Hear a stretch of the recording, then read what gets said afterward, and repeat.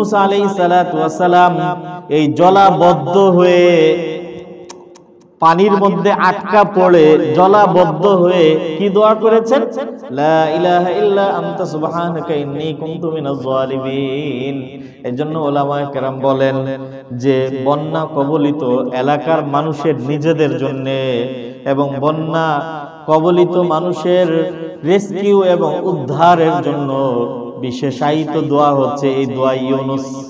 এজন্য এটা আমাদের সকলের জন্য, এই দোয়া ইউনূসটা আমাদের দেশের ফেনী, নোয়াখালী, কুমিল্লা ইত্যাদি অঞ্চলের মানুষের জন্য, এই বন্যা কবলিত মানুষের, বিপদগ্রস্ত মানুষের, মানবিক বিপর্যয়ের শিকার এই মানুষের উদ্ধারের জন্য আল্লাহ তাআলার কাছে আমাদের দোয়া করা উচিত। লা ইলাহা ইল্লা আনতা সুবহানাকা ইন্নী কুনতু মিনাজ জালিমিন। সবচেয়ে বেশি ভালো কয়েকজনে মিলে ১০০ লক্ষ বার পড়ে দোয়া করা, এটা একটা একটা বিশেষ পরিমাণ খতম, দোয়া ইউনূসের খতম।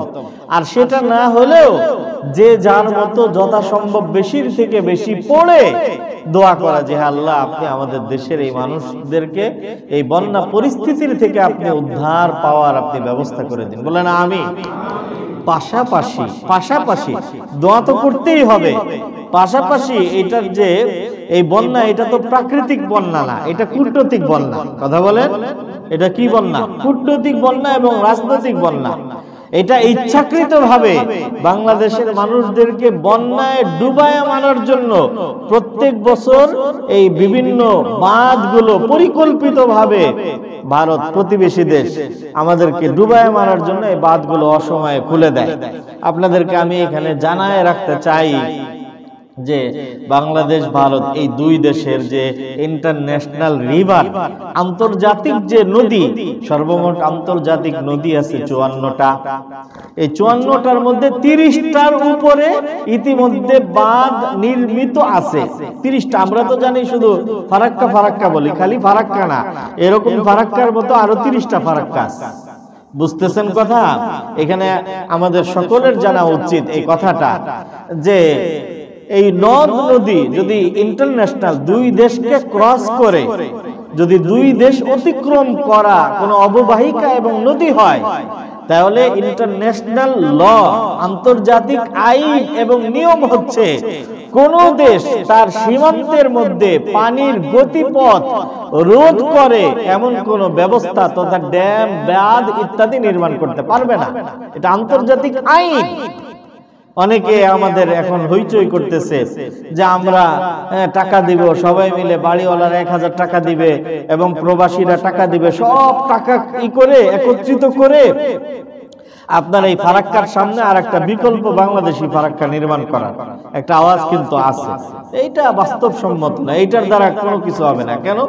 কারণ অবস্থানগতভাবে বাংলাদেশ ভারতের তুলনায় ভাটিতে, আর ওইটা উজানে, তো উজানের পানি ভাটিতে আসবে, এটাই স্বাভাবিক।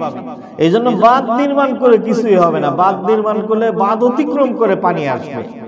এছাড়া বাঁধ যতটুকুতে নির্মাণ করা হবে তার দুই পাশ যে জায়গাগুলো থাকবে খালি, ওইখান দিয়ে পানি চলে আসবে। হ্যাঁ, এটা যদি করা যায় যে বাঁধ নির্মাণ করে আবার দুই পাশ থেকে একদম উঁচু দেয়াল করে ঘিরে দেওয়া হবে, তো এরকম কয় জায়গায় করবেন? নদী আছে কয়টা? 54টা নদী আছে। 54টা জায়গায় এইভাবে বাঁধ এবং দুই দিক থেকে এভাবে ঘিরে পুরা বাংলাদেশটাকে এইভাবে ঘিরে দেওয়া হবে। এটা হবেও না, এটা আলোচনা করেও লাভ নাই। আসল যেটা করার সেটা হলো চোখে চোখ রেখে কথা বলতে হবে, চুপ থাকার সময় নাই। এই আন্তর্জাতিক আইনের লঙ্ঘনের কারণে পৃথিবীতে এই জাতিসংঘের অধীনে যে সকল সংস্থা আছে, জাতিসংঘের অধীনে কাজ করা একটা সংস্থা আছে, এটা হচ্ছে ইন্টারন্যাশনাল কোর্ট অফ জাস্টিস, আন্তর্জাতিক আদালত। এটা নেদারল্যান্ডের হেগেতে এটার হেডকোয়ার্টার অবস্থিত। তো আন্তর্জাতিক আদালতে মামলা করতে হবে এই যারা এটার সাথে জড়িত ভারতের বিরুদ্ধে বাংলাদেশের পক্ষ থেকে। বাকি মামলা করলেই হবে না, সাথে সাথে কূটনৈতিক ভাষায় কড়াকড়ি জবাব দিতে হবে, বারবার তাদেরকে তলব করতে হবে। নিজের অধিকারের জন্য যদি আমরা সচেতন না হই, তাহলে আরেকজন আমার অধিকার আদায় করে দিবে না। কথা বলেন ভাই? এই জন্য নিজের অধিকারের জন্য নিজেকে সচেতন হইতে হবে, সতর্ক হইতে হবে। দেখেন, আপনাদেরকে আমার চেয়ে আপনারা ভালো জানেন, তারপরে একটু জানাই রাখি আপনাদেরকে, যে আমাদের এই ছোট ছোট ছেলেপেলেরা এরা যখন এই বিষয়টা নিয়ে একটু হইচই করছে, এই 54 বছরে সর্বপ্রথম ভারত আপনার এই ত্রিপুরার একজন মন্ত্রী সে মানে বলছে যে আসেন, মানে তারা বলতে চাচ্ছে যে বাঁধ আমরা ছাড়ি নেই, এটা অটোমেটিক এভাবে খুলে গেছে, এই ধরনের একটা বক্তব্য তারা মানে দিয়েছে।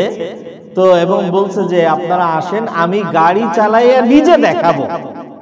তো এখানে যারা কূটনৈতিক ভাষা বুঝে তারা এটার ব্যাখ্যা করছে যে এই যে মানে 54 বছরে কোনোদিন বাংলাদেশের কাছে তাদের কোনো জবাবদিহিতা ছিল না, এখন একটা বাচ্চা ছেলের কথাই বলতেছে যে আপনি আসেন, আপনারা আসেন, আমি নিজে গাড়ি চালায় আপনাদেরকে দেখাবো।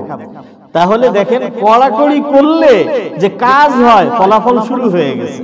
এবং শুধু তাই না, সেন্ট্রাল মিনিস্ট্রি থেকে পররাষ্ট্রমন্ত্রী জয়শঙ্কর সেও আপনার এটা নিয়ে মানে বিভিন্ন ধরনের বক্তব্য, বাংলাদেশের প্রতি বিভিন্ন ধরনের বক্তব্য, যেটা ইতিপূর্বে যে ভাষায় দেয় নাই, এই নরম ভাষায় তারা ইতিমধ্যেই কথা বলেছে এই ইস্যুতে।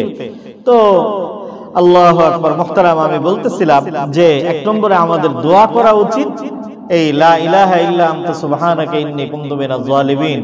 আর দ্বিতীয়ত নিজেদের অধিকারের ব্যাপারে নিজেদেরকে সোচ্চার হওয়া উচিত।